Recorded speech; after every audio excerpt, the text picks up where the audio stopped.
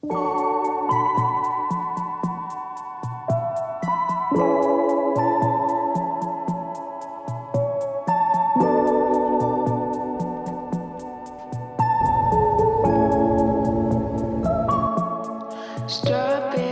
Island, saffron hair. I'm scared of the things that aren't even there.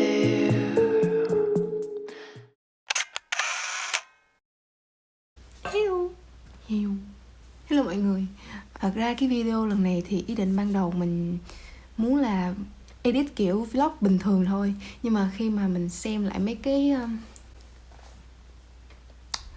footage á, thì nó màu sắc hơn rất là nhiều so với những cái video trước. Cho nên là mình đã quyết định thay đổi cái content cho nó. Nên là những cái khoảnh khắc mà nhìn vào thì sẽ biết là mùa hè đang ra tới. Cho nên là nó đặc biệt hơn những cái video lần trước. Đấy, mình mong là nó sẽ vui.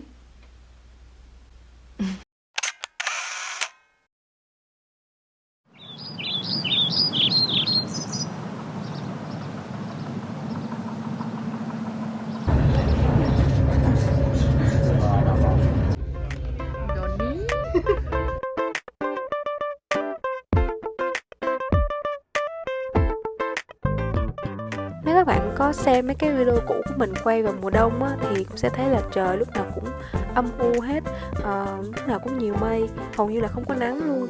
Cây thì cũng không có lá, nên là nhìn trời và cây xanh được như thế này thì chắc chắn là mùa hè đã tới rồi.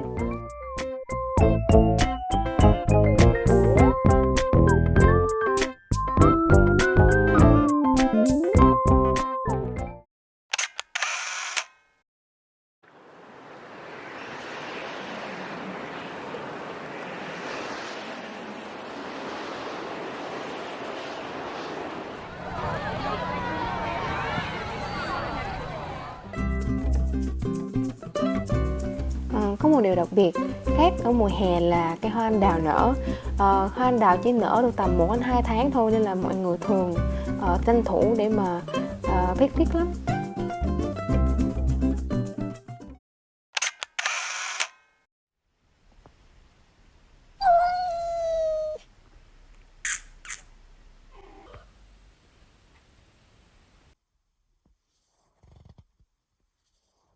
Hello, sweetie.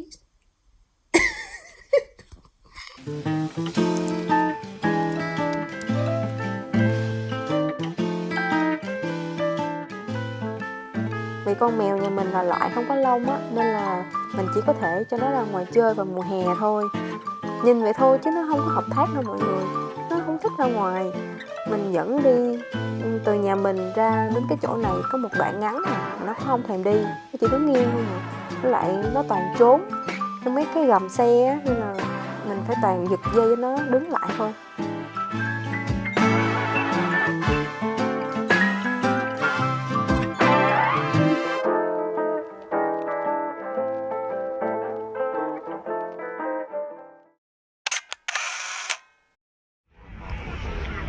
About the kid to do. So wave in the pack.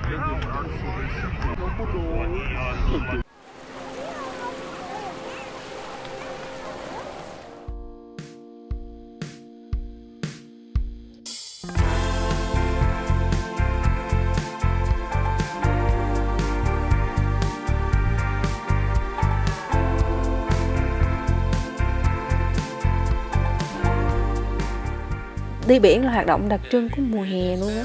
Mọi người thường ra biển để làm phơi nắng nè, chơi bóng chuyền nè. Mình cũng thấy nhiều người tập yoga nữa. Nhưng mà riêng tụi mình thì tụi mình chỉ ngồi hóng mát các thứ thôi. Với lại ngồi ăn snack với lại nói chuyện. Như vậy là được rồi. Tại vì tắm biển thì nước nó khá là lạnh đó, nên là cũng không có ý định tắm cho lắm.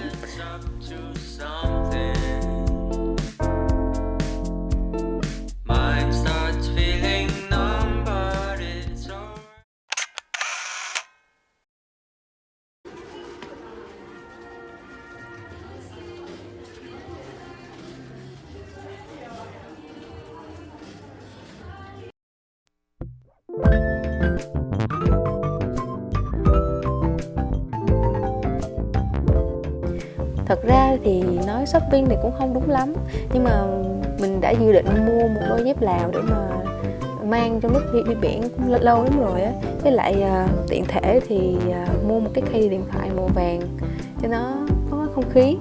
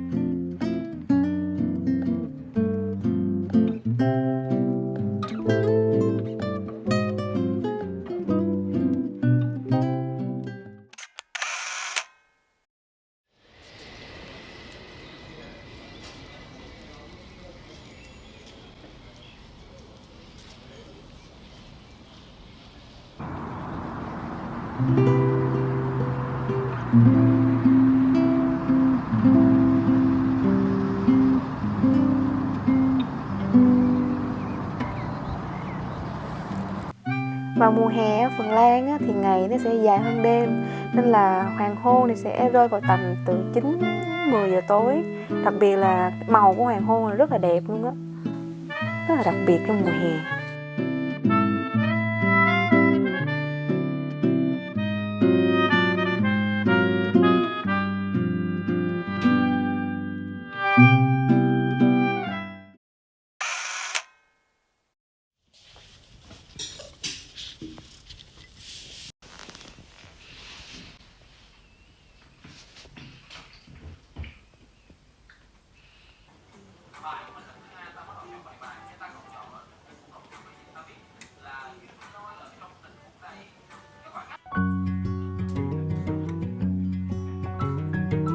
Mùa hè sắp tới thì học sinh tụi mình cũng sẽ được nghỉ hè, nên là việc chạy deadline cho tất cả các môn là điều hiển nhiên luôn.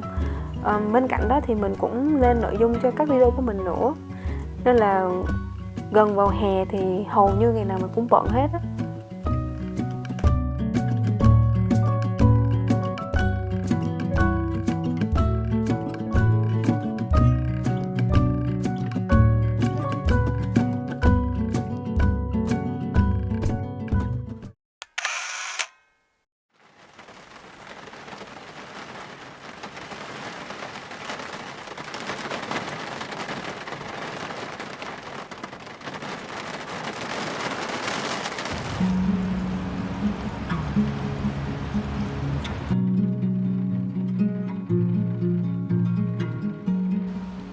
Thật ra thì mưa thì mùa nào ở Phần Lan cũng có hết, nhưng mà riêng mùa hè thì mưa rất là to. Nó to giống như là ở Việt Nam luôn ấy.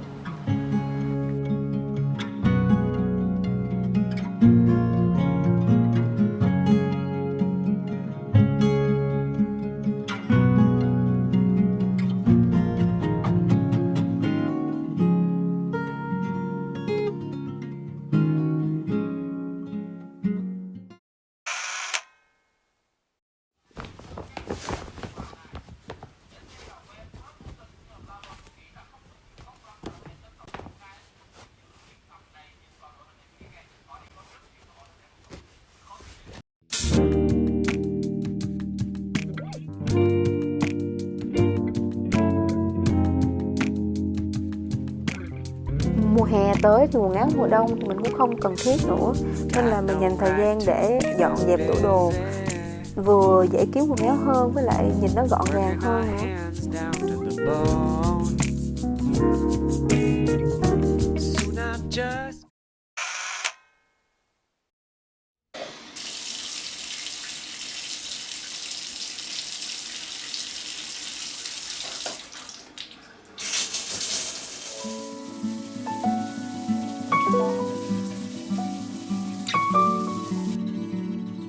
hè tới thì thời tiết cũng thay đổi rất là nhiều, da mình cũng trở nên nhạy cảm hơn á, nên là mình phải chăm sóc kỹ hơn bình thường.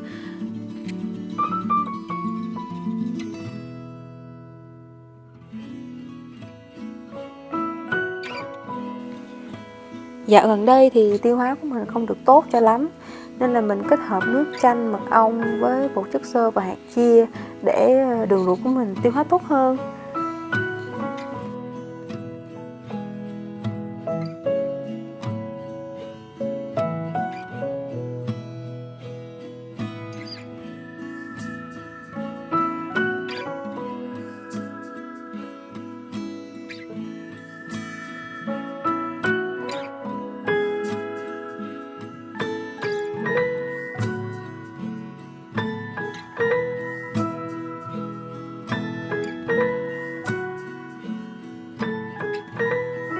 Và đó là video lần này.